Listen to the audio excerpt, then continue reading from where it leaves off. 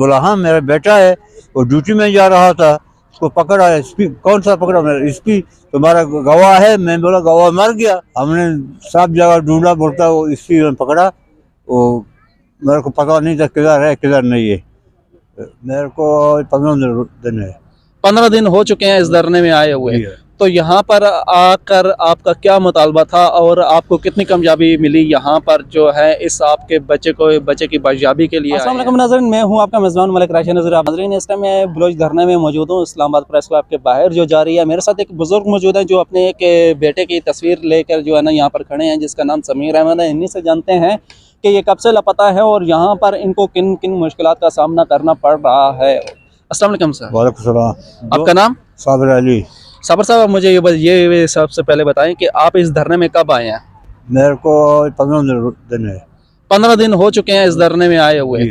तो यहाँ पर आकर आपका क्या मुतालबा था और आपको कितनी कामयाबी मिली यहाँ पर जो है इस आपके बच्चे की बाजियाबी के लिए आए हैं? मैं मतलब ये कि मेरा बेटा 2013 में पकड़ा है। इसको मुलाजिम था, फिशरीज का मुलाजिम था।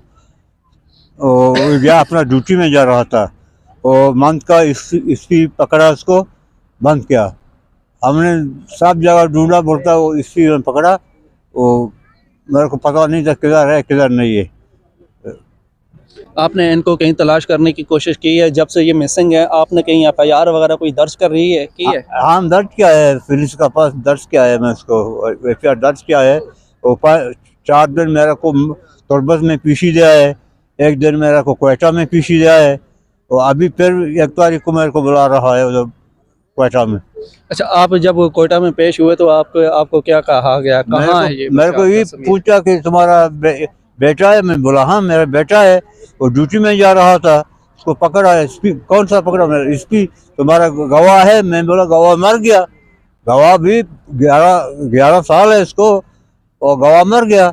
बोलता गवाह मर गया। मैं बोला हाँ, बस ये बात पूछा मेरे को, दूसरा बात नहीं पूछा। बस बोलता जाओ।